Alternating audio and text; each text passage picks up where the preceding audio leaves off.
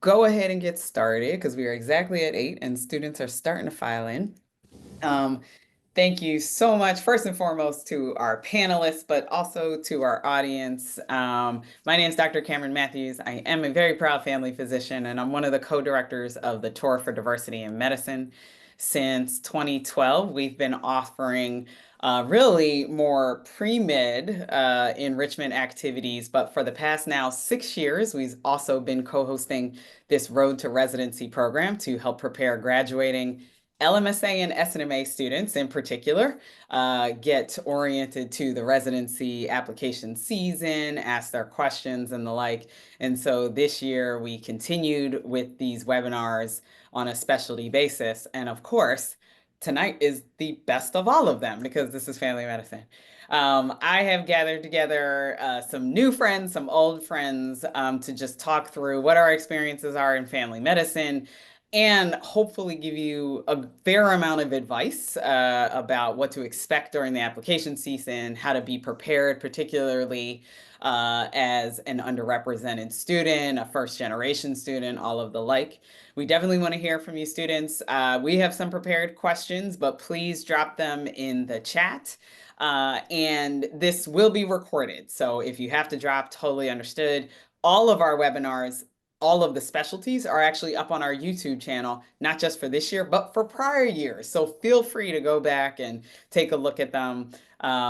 We really are trying to do as much as possible to provide resources to you during this application season. We actually started this during COVID when we switched to virtual interviews and we knew that students would have difficulty connecting with faculty and understanding kind of the residency interview process on a virtual scale. But now we've continued it and it just is perfect. So that's a little intro to the tour and to the Road to Residency program. I'm going to go around my screen and allow our panelists to introduce themselves, just because I can never do justice to bios. But please definitely share where you're located, where you did residency, and then we'll get into questions and stuff. So I'll start with Dr. Wheat. Hello, everyone. I am Dr. Santina or Tina Wheat. I am currently a program director, so I will be on the other side of some of those applications.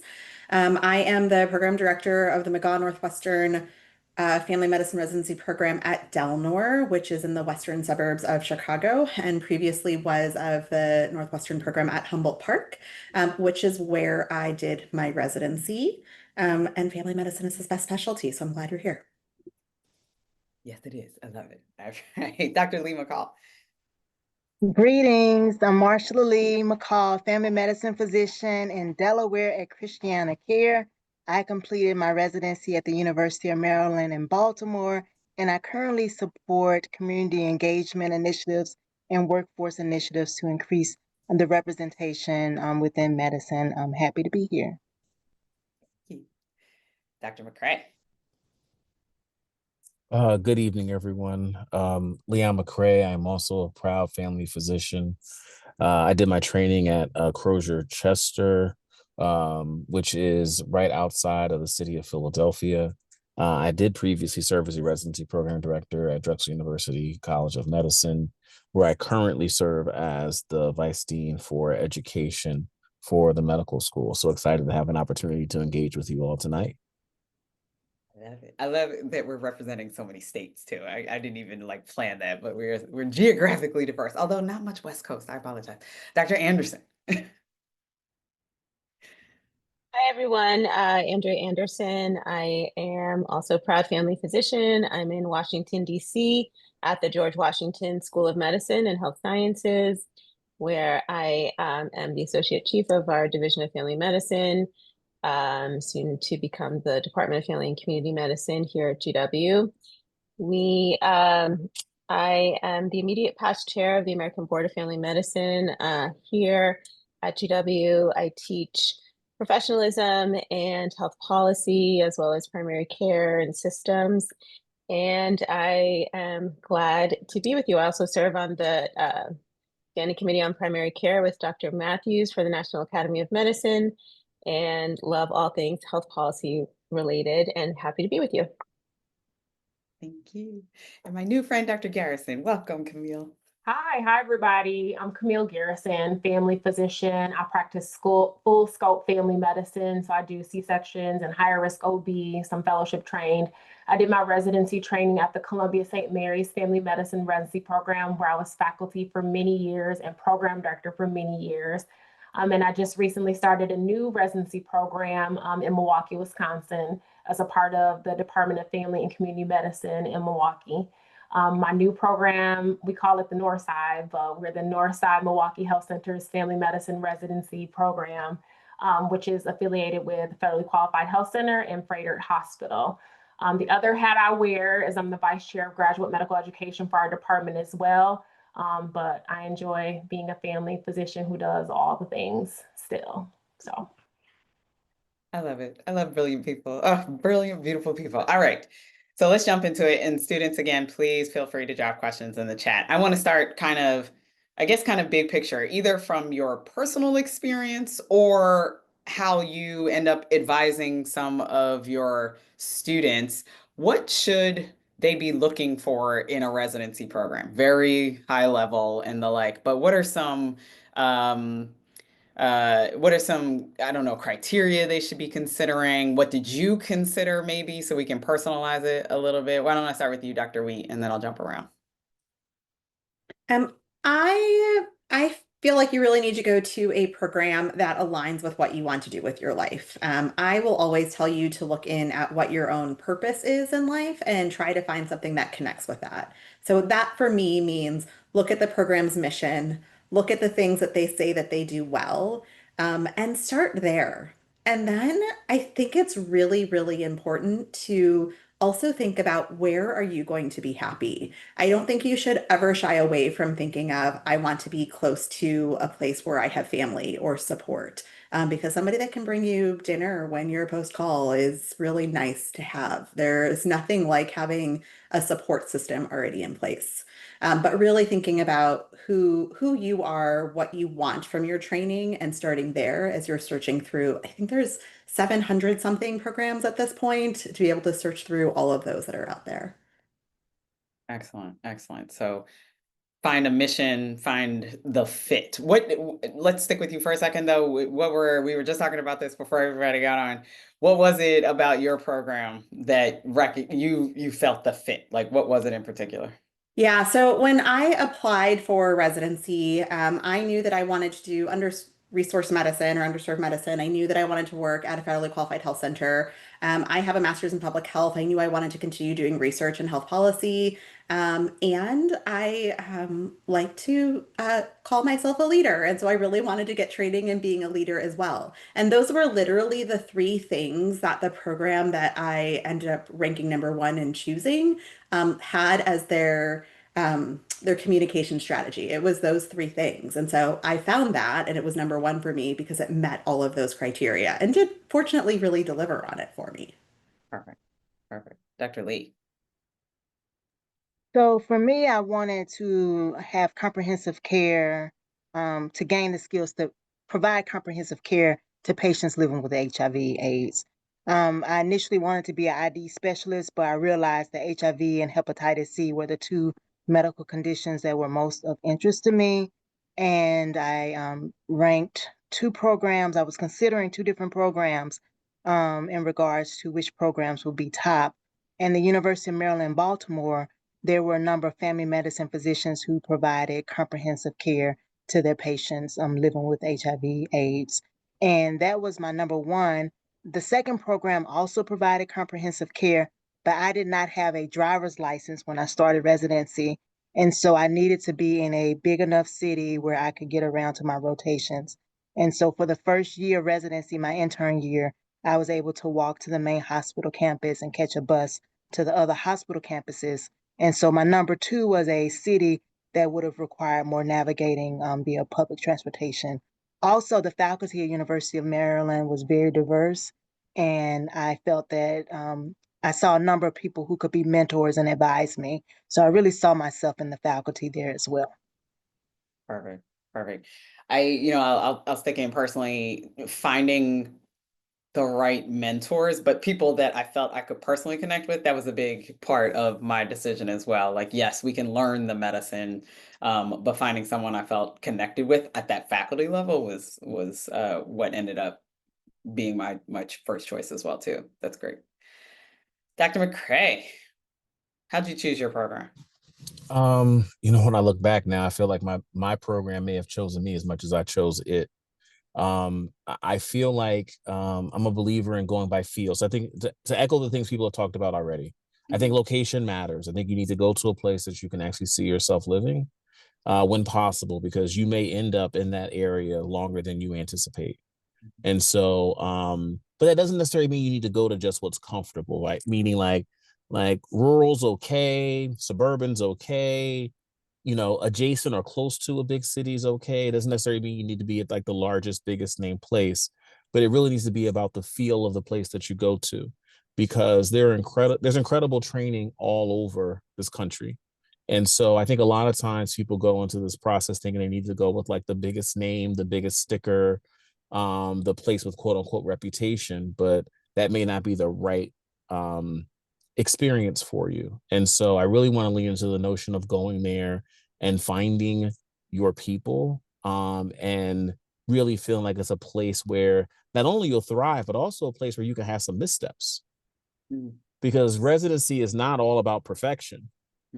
And so, there are times where you're not at your best, or you may have a challenge on a rotation, or you may have an opportunity or exposure or a life happening that is not the norm. And how will that place respond, embrace, support you through that process? And so those are the other things I think that are important to look for when you look at a program. Is not just all the perfect, but also when things don't go according to plan, how do they navigate that? What's an example? Like, what could a student ask to assess that? Right. So talk about a time when a resident was struggling on a rotation, We'll or ask them didn't to give pass you a examples. rotation. Like tell us how you negotiated that. Like, how did you manage it? Because like not everybody in training is perfect. Yeah. Like, you may fail a rotation. You may be told to remediate. You may have to say you need more inpatient, or you may need more outpatient, or you may need to extend your training. And that happens in every program. But how does the program handle that? And what supports do they have in place? Not that I expect anybody on this call or who ultimately listens to this to have struggle in residency, but the reality is that knowing that those guardrails are in place is really important. Great advice. Dr. Anderson. Yes, thank you. It's been great to hear everybody's reasoning. And I realized I did not say my residency when I introduced, but I trained at Harbor UCLA Medical Center in Los Angeles, California. And that was a big step for me because I was East Coast all the way. I went to school in New England. I'm from New York. And but when I was looking at school at programs, I mean, I knew I wanted to be in a big city. I knew I wanted to have what's called an opposed program. I'm sure we'll get into that a little bit more, but I wanted a program at a large, academic medical center where there would be like lots of residents and, different opportunities for research or cross collaboration with other departments. I speak Spanish, and I wanted a opportunity to really solidify my Spanish speaking skills. I wanted to go to a program there where there is a large number of Spanish speaking patients, so that we would speak Spanish in all settings. And by the end of residency, I did get certified as a medical translator because that was a goal that I wanted. And I wanted a program that had fellowships available. So I ended up completing a academic medicine fellowship as a fourth year. It was additional year on the residency, obviously, and then served as chief resident. So all of those things put together, patient population, I wanted a program that was very mission driven, very committed to the underserved, committed to community medicine.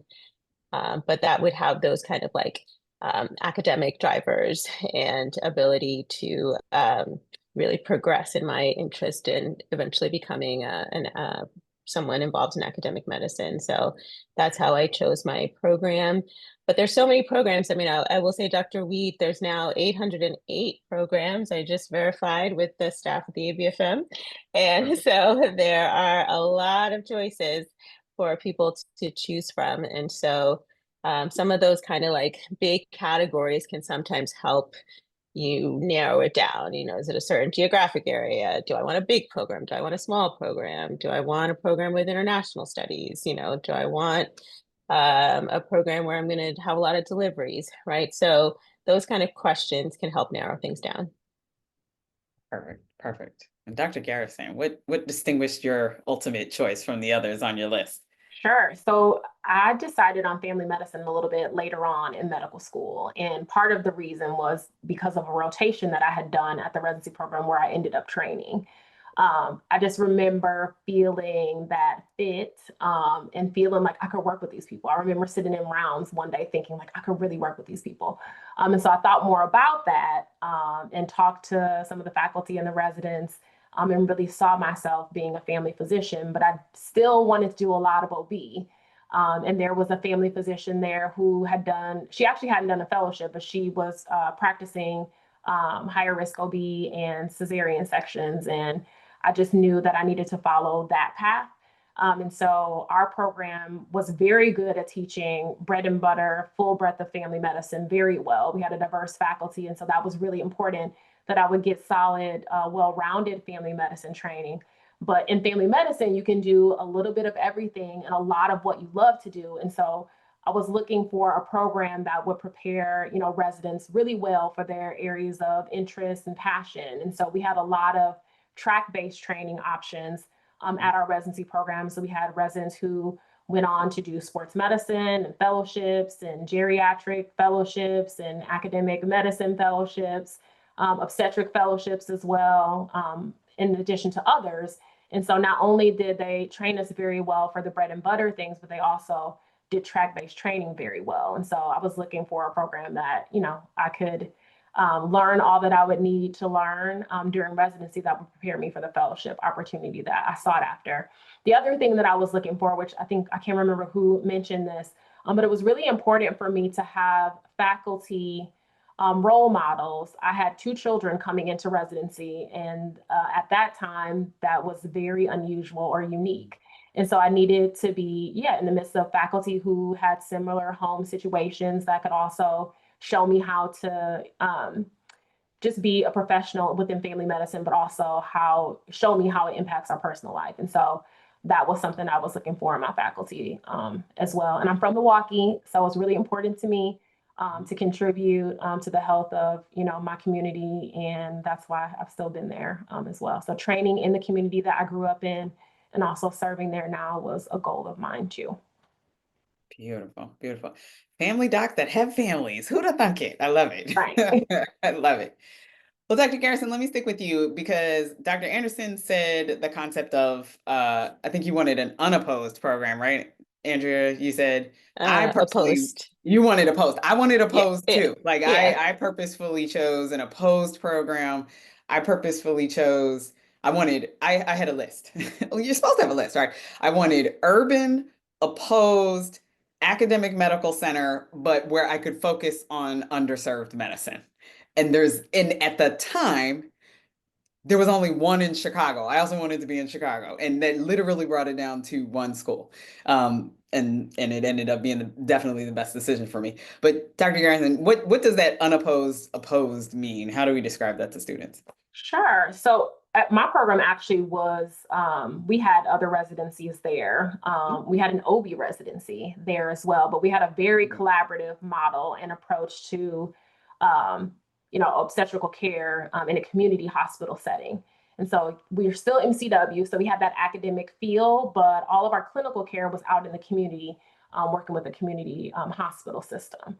And so it was very different, but I felt like I got a really well-rounded experience by having the other residents, there within that setting. Where I am now, we're affiliated with a big academic center and big hospital system as well. And so it's very different, but I feel like for our residents, they're getting a very well-rounded, rigorous experience by being in this academic center. There's fellows everywhere. There's lots of teaching. The faculty and the other specialties that are teaching our residents are really interested in their education. And so I think that that creates a rich experience for, family physician training. And so I think that you can get a great experience in a program that's, unopposed, but you can also get a great experience in an opposed setting as well. So I've had a kind of a little bit of both, a little bit. Perfect. No, that's great. Because there's different opportunities, there's different rotations, there's different, like my program even had, we had our continuity clinics at 2 different locations. We could split it. And we all had to be at both, but we could weight more of it. We had to choose which one we wanted to weight more. And there were very different practice settings. So me wanting the underserved patient population, I chose the FQHC as my main site, but I still had to do 1 half day a week at the academic private practice, essentially. I mean, it's academic and private. It was like all commercial as opposed to the FQHC, Medicaid, uninsured.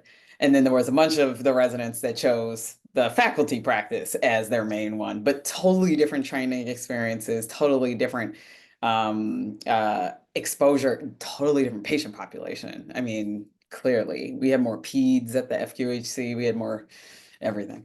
Well, thank you for that, guys.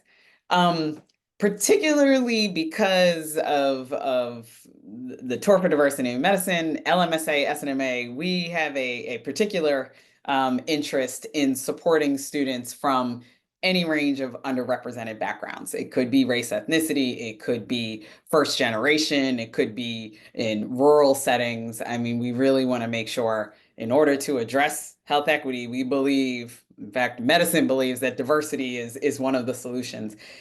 What kind of advice to your mentees or have you been given for students from any range of underrepresented backgrounds for the application for residency season, for the application season? How do you suggest they help themselves stand out? How do you suggest, especially with our current environment, I'll say it like that, that they even ask questions around DEI. Let's put it out there because it is of value to many of us.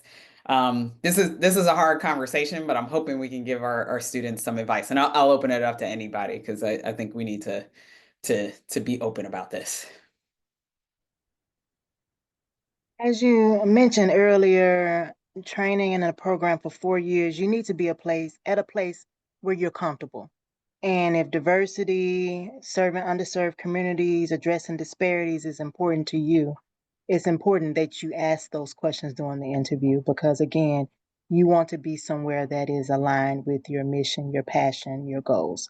The residency programs and medical schools cannot ask you directly your race, ethnicity, but there's nothing stopping you as a candidate for asking about how they're uniquely caring for the patients in their community, how they are addressing health disparities. And you can even ask, does the program have initiatives to increase diversity? Nothing is stopping you from asking those questions. And if it's important to you in the training environment where you want to train, please ask those questions. I love it. You have to ask, exactly. Be direct. I will respond that there's some times when we can't be direct in our responses, and please don't take that as we don't care. This is an interesting environment, as Cam just said a few minutes ago, and so I would ask you to ask in several different ways to make sure that you're getting the answer that you want. To the first part of the question, the advice that I give absolutely everyone as we walk into the interview season is you don't know what part of the application the screener is going to see. So I actually intentionally blind my faculty to certain things, and always have to try to limit like the amount of one bad test score or one weird statement on your MSPE from impacting your ability to get the residency at the right program or the interview at the right program. This year, that I think that is more likely to happen for some places, that different pieces might be filtered out. And so my recommendation is to take every opportunity that you have on that application to tell your story. There is the meaningful experience space. There is your personal statement. There is the where do I want to practice and why. Take all of the opportunities that you have and don't leave any of it blank. Because we are really going to do our best to be as holistic as we can. And you, even if we can't look at your race and ethnicity, or if we can't look at your gender, or we can't see certain things as we're going through, you can tell a story to us of why you want to be where you want to be. But if you miss one of those spots, if somebody tells you, oh, don't worry about that, you didn't have any hardships in your life, then they're giving you bad advice. Really use every opportunity that you have to tell your story and show who you are authentically. That is how you're going to come out in my review. I definitely agree with that. The best thing, or one of the greatest things, and there's so many great things about family medicine, is that we really are looking for the complete person. Definitely, family physicians have to be smart and capable and hardworking and all of those things. But we want you to be interesting and fun and have had wonderful experiences and have reflected on them. Was there a setback? How did you overcome it? Did you have some amazing overseas experience? Did you, do some amazing research that you really want to tell people about and really show how that had impact? I had a student one year who was a Rockefeller like dancer, like the ones that do the kicks and stuff. And she didn't even put that. I was like, you have to say that. Like, that's amazing, like that's a big fun to talk about. And she was like a trained dancer and, had dedicated so much, I'm like, that really shows your resilience and your focus. And, so things that are, it's not necessarily like, I like to see patients, of course you should like to see patients, but everybody should like to see patients. What is different and unique and interesting and special about you, and this is really your time to shine. And because family physicians and others interested in families tend to be very dedicated to others, and maybe they're not seeing all the great things about themselves, show it to a friend, show it to a mentor, show it to someone else. And they're like, no, here's that wonderful thing that you did. Remember this, remember that, so that they can actually help you to shine, because this is really your time to shine. Love it. Any other thoughts? I was just gonna ask. Oh, go ahead. Sorry. No, go ahead, Dr. Garrison. I defer. I was just going to add a little bit to what Dr. Anderson was mentioning. Like, confident humility is very important. And I think sometimes, especially those who are going into family medicine, we're generally very nice people and we don't like to brag about all the amazing things that we do or have done. But this is the time where we really need to hear that. But there's a way to do it, in a humble way as well. But you really should take full advantage of every opportunity you can, like Dr. Weed said, to really highlight the great things about you that make you a great fit for family medicine. I would say all program directors are looking for candidates who are really passionate about family medicine. And so, you hear all the buzzwords about continuity of care and patient relationship, and like those are the things that we're looking for as you're telling your story. So you don't have to use those buzzwords, but as you're putting together your application and you're sitting in your interviews, you should think about, how can I show that continuity of care is important to me? Or how can I show that patient relationship is something that I value strongly? And there are ways to do that from the experiences that you've had before medical school or during medical school, or in talking about the type of physician that you'll be in the future. And so just trying to tie all those things together to really show what type of family physician you'll be and what type of resident you'll be, during the 3 years of your training. Perfect. Just to emphasize that, you have to show what type of family physician you'll be, what type of resident you'll be, not just talk about why they should accept you. It's not just about proving yourself as an applicant. It's really about proving what kind of professional you're going to be. That's so critical. Dr. McCrea. Dr. Matthews, Sorry. Go ahead, Dr. Sorry. Anderson. Go ahead. No, Go ahead. sorry. Go on, Dr. McCrea. We keep No, listen. interrupting you. No, you're on your groove though. Please add to that point. I got mine. Mine is locked. Oh, I'm so sorry. Yeah, I mean, the important thing too is to understand family medicine, right? Really read about family medicine, know what family medicine is, what's going on with family physicians. The AAFP and the ABFM have a really great, lots of great resources about, the family medicine fact book. There's, lots of resources on the AAFP website about what are family physicians doing, what's going on with them, where are they located, what procedures are they doing, like all of those things, so you can come in as an informed person. Especially sometimes you may have chosen family medicine later, or maybe your school didn't give you, as much family medicine exposure, but you still want to understand what is this specialty that you're going into. And the other thing I would say, and then I'll get off my groove and let Dr. McCrea jump in here, is read the websites of the programs too. I always tell students, don't ask a question that can be answered on the website, right? Like, how many residents per class? I mean, that's, you should know that coming in, right? You can say something like, oh, how is it being in a smaller program, right? Like you can ask like those kind of things. But show that you've done some research about the program. You have a sense of, what fellowships they offer. You have a sense of their overseas activity. Most programs put a lot into their websites. And so you can go there and look at the pictures and look at the opportunities, and then craft your questions based on that. So it shows that you've done some preparation. And I will also hand it over to Dr. McCrea. Please drop the knowledge that you've been trying to drop this whole time. There you go. The floor is yours. No, listen. You created that wonderful substrate for me to be able to grow these concepts. But I think there are a few things. I want to amplify what Dr. Garrison said about what I like to call graceful self-promotion. You need to be able to do that with purpose and intention. Um, Secondarily, I think always amplifying leadership and service. I think many times people who work in SNMA and work in LMSA often underestimate their leadership and their service as a component of their application process. I often read these CVs and I read these applications. I'm like, I was with you. I saw you do all these things. This is not here. Because not only are we looking for people who are going to be incredible residents, we're also looking for leaders. I'm sometimes looking for my next chief resident. Like, who's going to be that person? And so please make sure that you take the time and effort to really clearly delineate the hours, the time spent, the breadth and depth of the work that you're doing, because almost everyone who's into, again, these key organizations is doing it. And then the other thing I'm going to say, though, is please make sure you represent your authentic self. You do not want to, you want to tell truth in your application, because also almost all of us, we are fact checkers. So if it's in your application, it may be asked about, and you don't know who's going to ask you about it.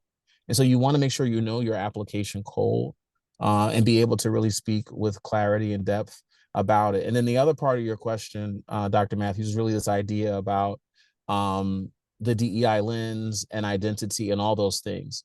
For each person, you need to decide for yourself what components of your identity you choose to share, and how you think those things will augment or add to whatever environment it is you choose to go into.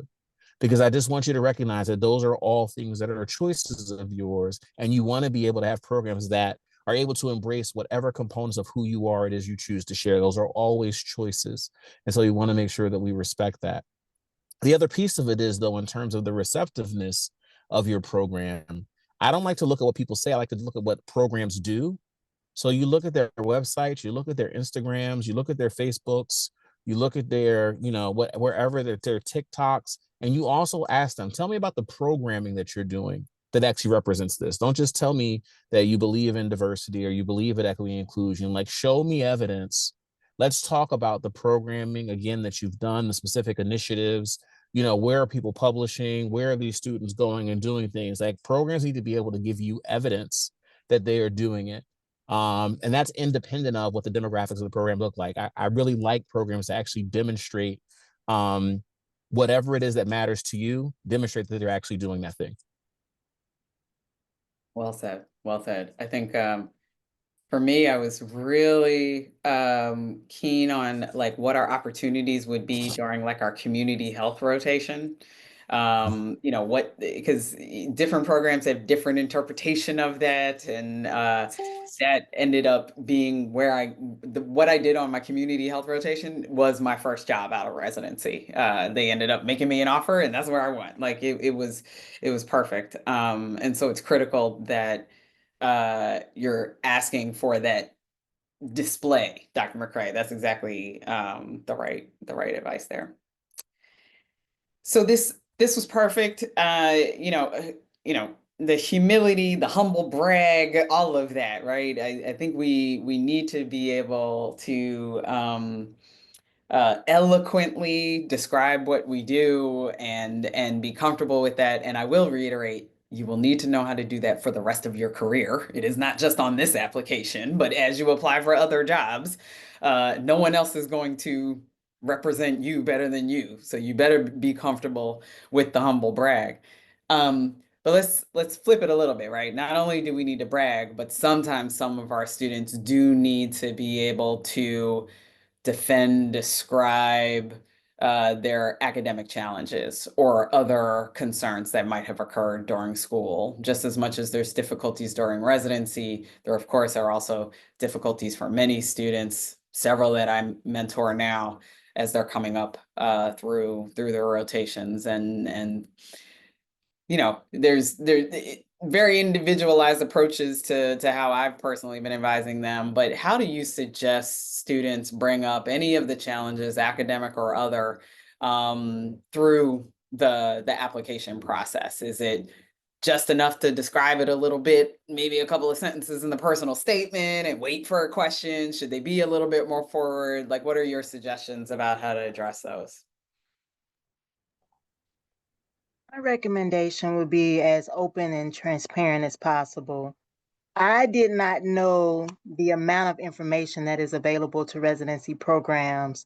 Like, depending on your medical school, some medical schools are transparent where they will let you know, the programs know this applicant did not pass M1 exam first block. Some programs are not as quite as transparent. So when that question comes up, did you have any academic difficulties? And you're not transparent, then that means the person on the other side of the application is like, but what happened here? And you never want to allow that space. And then if you don't come off as authentic as possible. For instance, I was legally blind my first 2 years of medical school. Thankfully, I was open and transparent with that as a barrier, something that I was working through.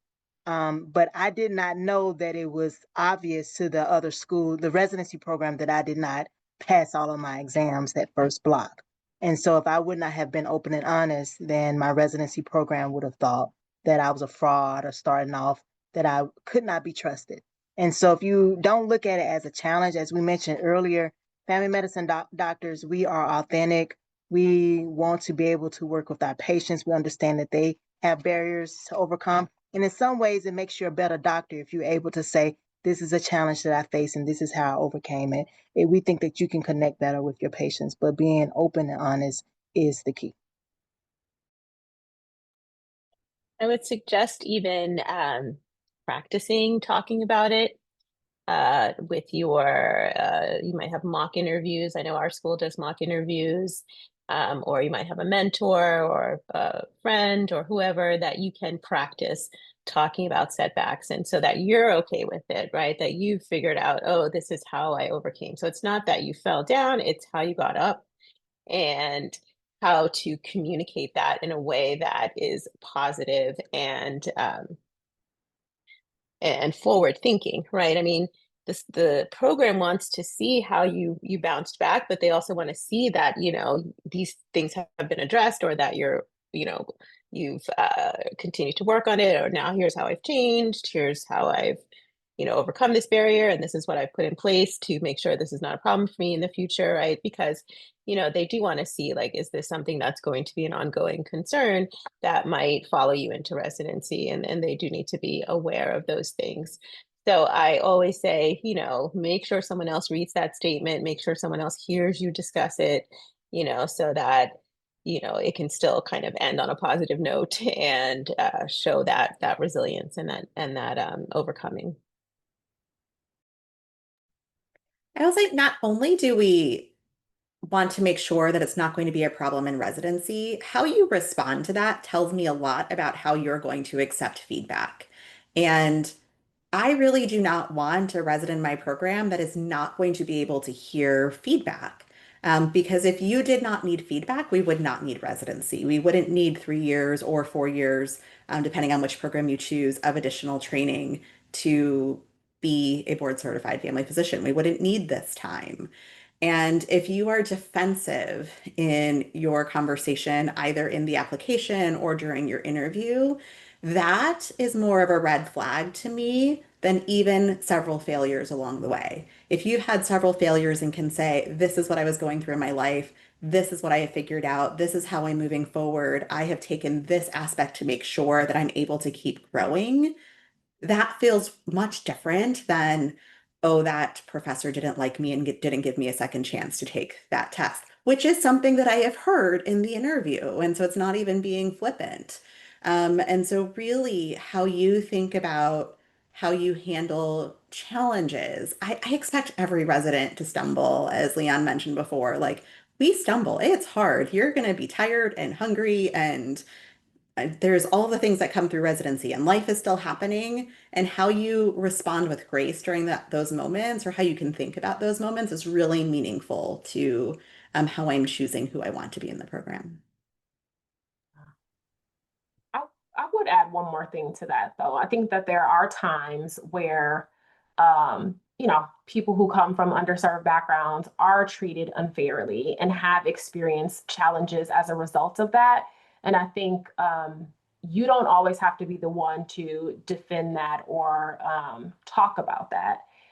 You can talk about how you were impacted by a situation like that, but you can have someone else who's like writing your letter kind of speak more to the circumstance, to kind of share the other side of that story for you. I've seen that happen before where people have had some challenges in a course and maybe it was related to how they were treated.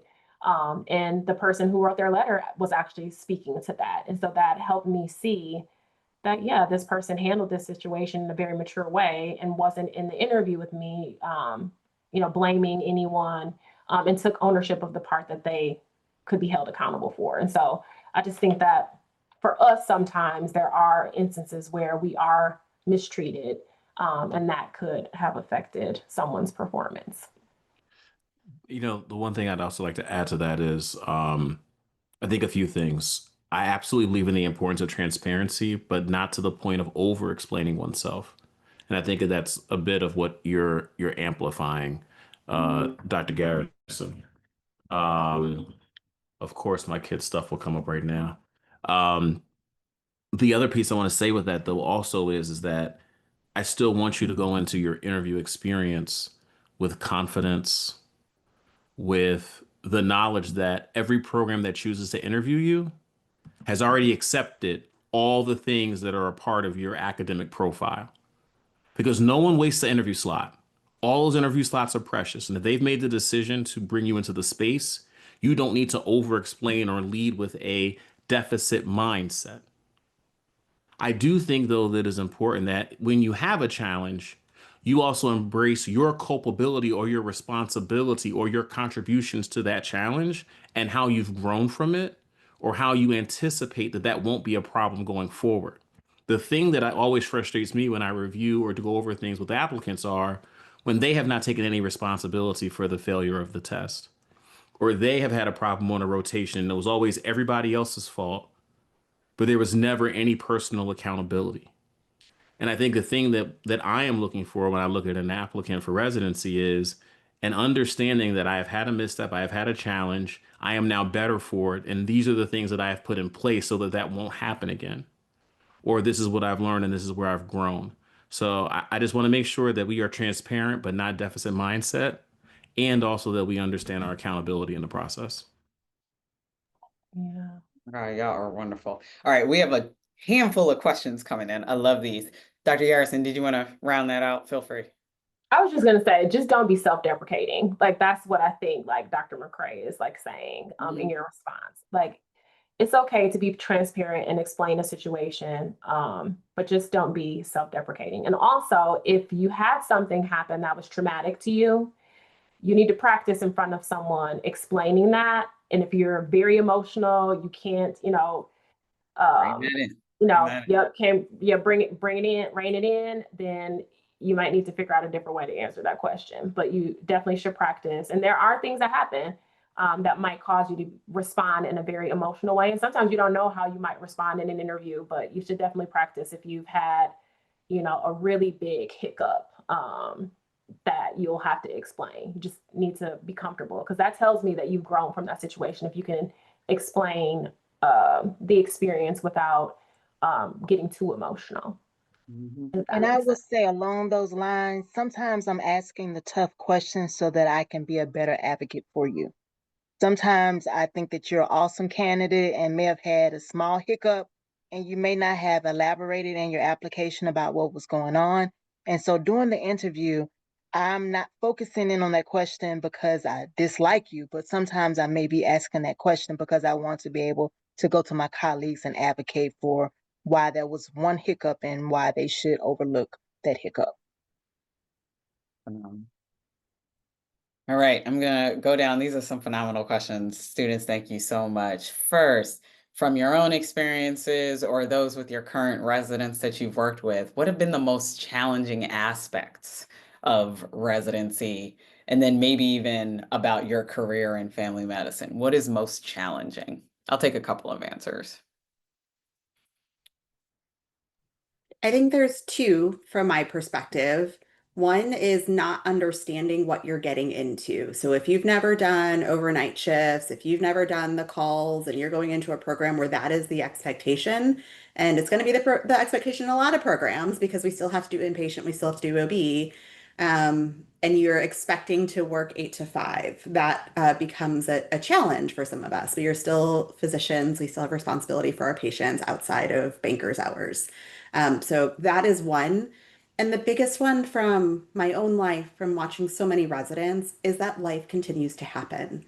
You have babies, or I had to fly down when I was a second year. I had a baby during second year, and then my dad got sick. So I was trying to figure out how to manage all of the life things.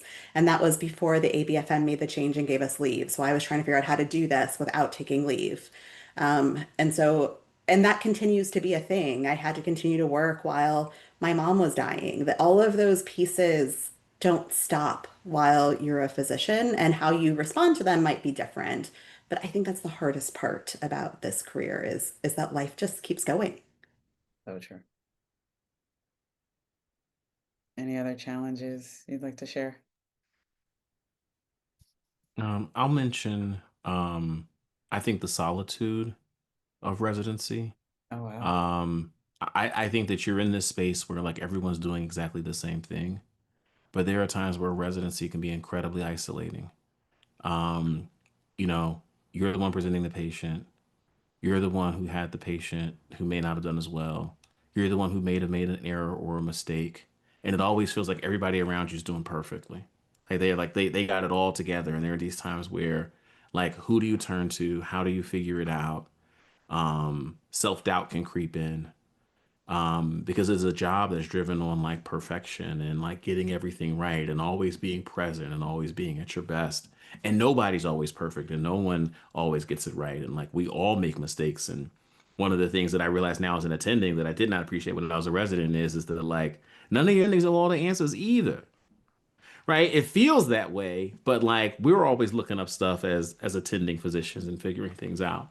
And so I think that component is the isolation can be a very real thing.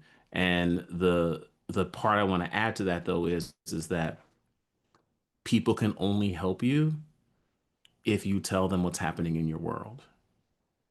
And you need to be able to figure out how it is that you communicate in your space with safety. And I'm not telling you have to tell everybody everything. And yet at the same time, your support network can only help you if you're willing to actually be vulnerable with them. Excellent. All right, Selena has a great kind of, I think, logistical question, and one that those of you in the faculty space can hopefully speak to a little bit. Is it harmful for your application to not have a regional preference? She wanted to potentially think about a different, I'm assuming, suburban and urban settings, looking for a historically marginalized community, but has been told that regional preference is very important for family medicine. How do we advise about that?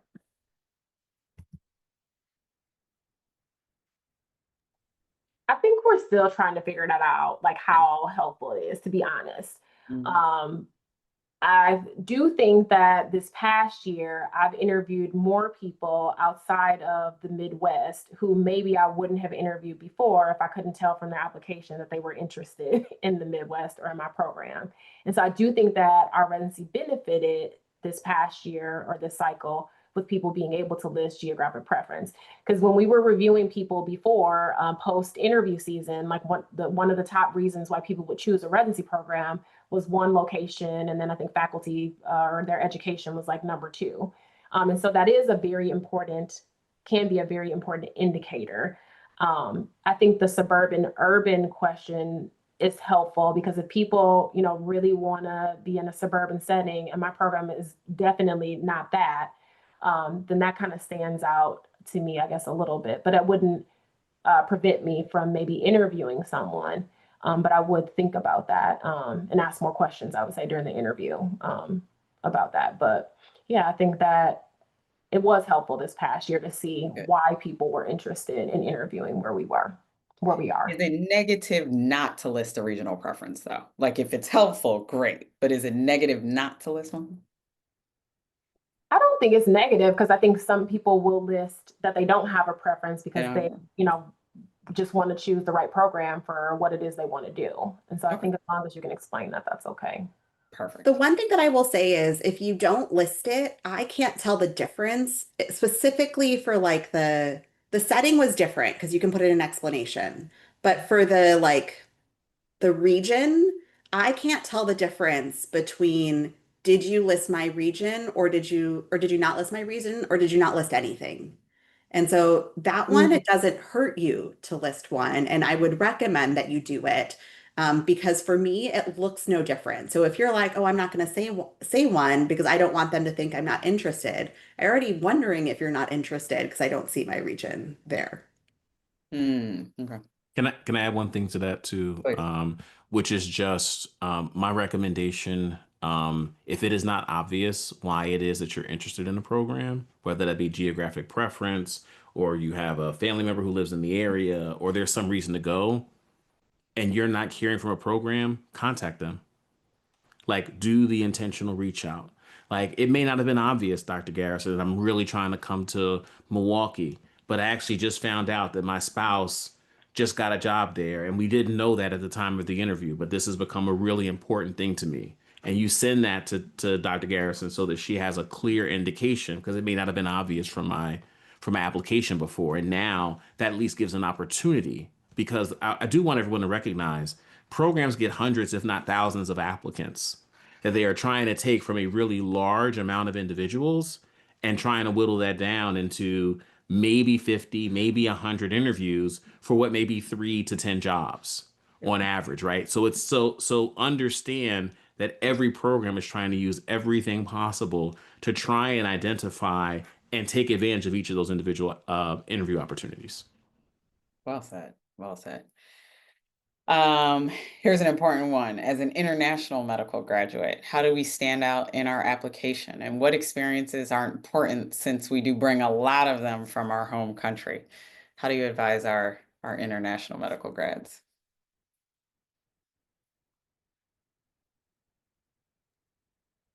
I'm happy to start. Feel free, jump in. So I think the most important piece when you're looking is I always say you want to look for programs that historically have taken whoever it is the type of student that you are. I think that is one of the important initial filters. So, there was a time where programs were only taking osteopaths or not taking osteopaths at all. There were times where it was only, US grads versus international grads. The programs that only take from certain or specific schools. So I always think one of the things you want to just take your first crack at and look at is just what is the history. Again, folks' actions actually tell you what it is. Secondarily, I think it is really, really important that you lean forward with Again, why it is that you want to be in a place, what is specific about the experience. I think Dr. Anderson talked about a really important part, which is, does your application actually show that you understand and have a passion for family medicine very specifically? Because I think that that is something that programs are going to be looking towards. Because every residency program just wants awesome individuals. They want awesome people who are going to take care of their communities. And if you lead with those things as most prescient, I think it's actually really, really important. And again, I think that is the key. As a person who was a program director who took international grads literally from all over the world, I can also tell you that the other thing I think that you can do if you have the resources to amplify your opportunities are the in-person touch points. So, taking advantage of the opportunity to go to Kansas City for the Future Conference. There are many regional opportunities to go to residency fairs so that you can have an opportunity to meet programs and tell them your story and make your application pop. And there are lots of scholarships that are available actually from the schools and also from a lot of the family medicine societies to be able to support those things. So those are things I think you can do to actually amplify your application.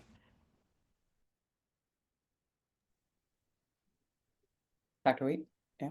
I was just going to say, in addition to those events that Dr. McCrea just said, a lot of programs are doing virtual open houses to give you this opportunity. And so if you're interested in that program, it's probably on their social media page. Go find it, show up, ask your questions, ask that question that was just asked. Who have you matched with in the past to get that answer? It is a good filter question, and that can be helpful.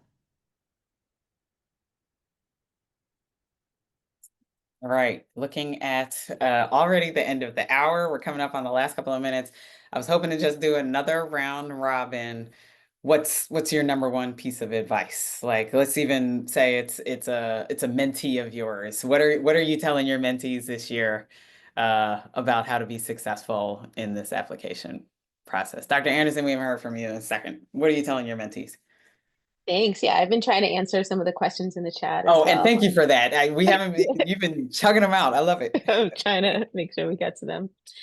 Yeah, I think, family medicine is wonderful. It's a great network of people. I think when many of us can attest, like when we found family medicine, we found our people, we found the place that we feel comfortable, where we can grow. Remember, this is something you need to do. You're going to be doing for the next 40, 50 years. I don't know, however long it is. So you want something that can grow with you, change with you as you get into different phases of your life. Um, and so I think it's important to know yourself, to understand why you're wanting to go into family medicine. And also when you're looking at those programs, look around, are these people that I feel like I could be with? Are these people that I'm impressed by? I want to hear more about them. Is that for me, is it a program that I kept talking about afterwards? Like the program that I ended up linking first, I had no intention to go to Los Angeles because I was like East Coast, I'm going to be on the East Coast. I kept looking up and down the East Coast for programs, but I really loved my program at Harbor UCLA. And I kept talking about it, to my friends and other people. I'm like, oh yeah, they had this, they had that. And finally I'm like, you know what? I really, that's where I'm supposed to be. Like, that's where I feel drawn to. So I think kind of tapping into yourself and being very aware of how you feel in that environment. And if that's really a good fit for you, and definitely being open to something being a fit that you didn't think was going to be a fit, but that you find that it does work for you.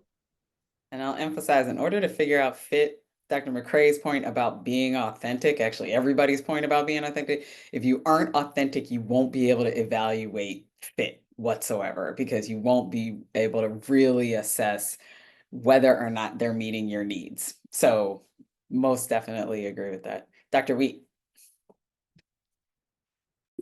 Authenticity was my biggest one. But also, I would say, don't set your sights on just one person. Um, we've talked about finding the people that could be your mentors or that you could see yourself working with. And I just want to caution you about that. You don't necessarily know all that's happening. When I joined my residency program, we showed up and our associate program director had like a major life circumstance happen and moved across the country 2 months after we started. And another, like, three of our faculty members ended up moving to California. And like I said, I'm in Chicago, so that wasn't super helpful. So our entire faculty team, and that's all that we had because I was a first class, turned over. So I would not put all of your eggs on just one person. I think about the culture and the community that the program is trying to convey. And then I just mentioned it in the personal statement question. I read every single personal statement of everyone, even the applications my associate program director reviews. I read all of them. And I see the same story every single time. And so to the point before about like the mentee who was a rockhead, like include that you the thing that makes you different, that's going to let you stand out in my brain, because otherwise I do really get the same, I'm going to change the way that medicine is done. This family member had a horrible medical experience, and so this is why I'm going into family medicine. And please don't get me wrong, all of those things are really valid and you can include those, but add something else too that allows you to stand out. Dr. Lee-McCall. Recommendation would be to do your best to clearly state the type of physician you want to become and your vision, and leverage your network to support you in that journey. I ended up applying to a number of programs that I was not aware of, but once I stated what was most important to me, I went to social media. Facebook was new around that time. No, it had been around for a few years, but I ended up putting out that this is exactly what I'm looking for in a program.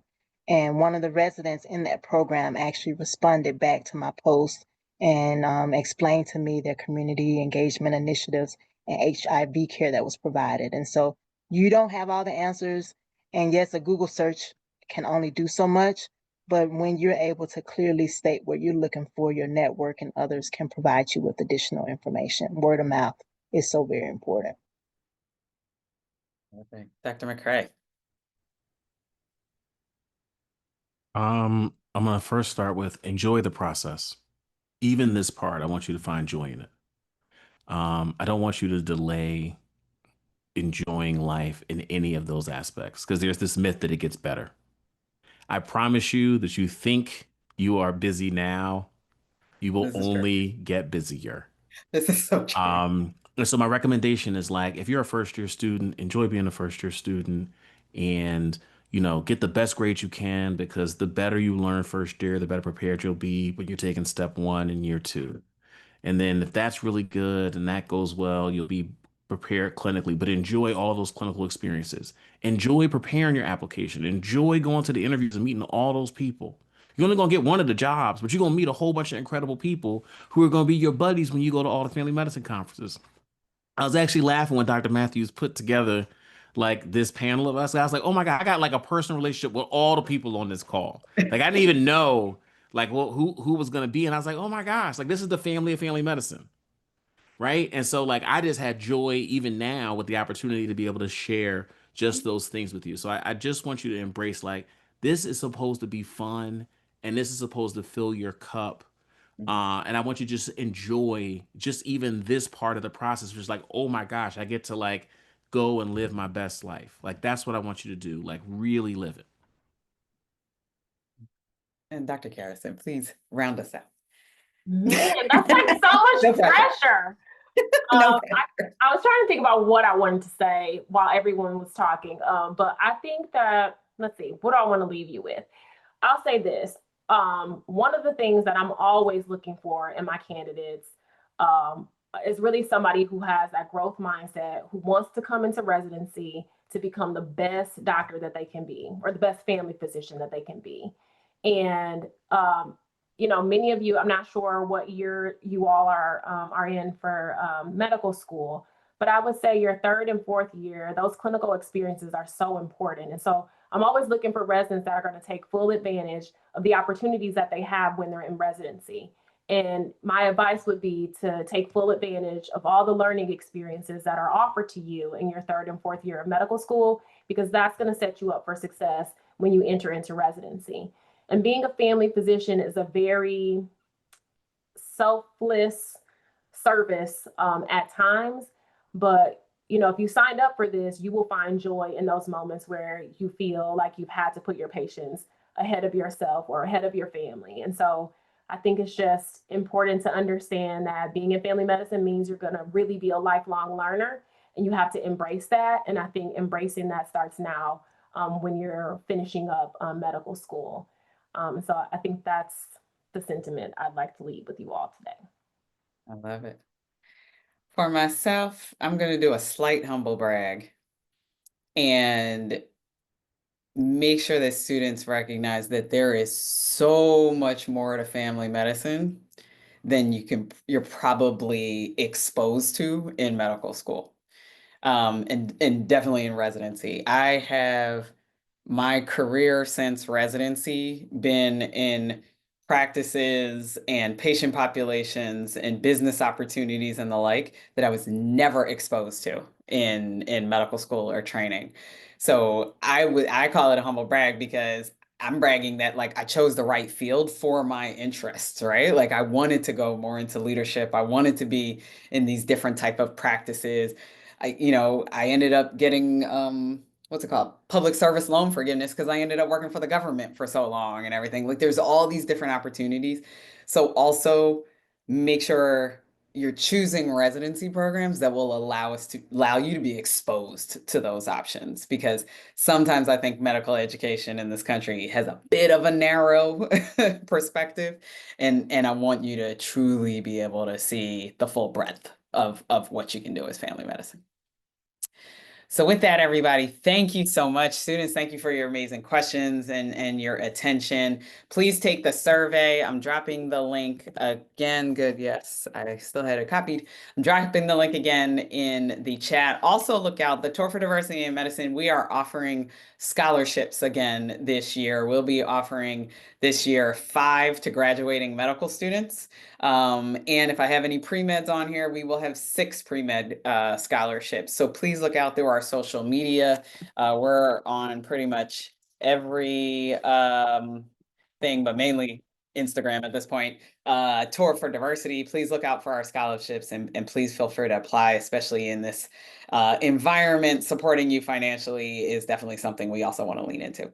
But thank you so much to my panelists, my friends, first and foremost. Thank you guys for this evening, and thank you for your time. Bye, everybody.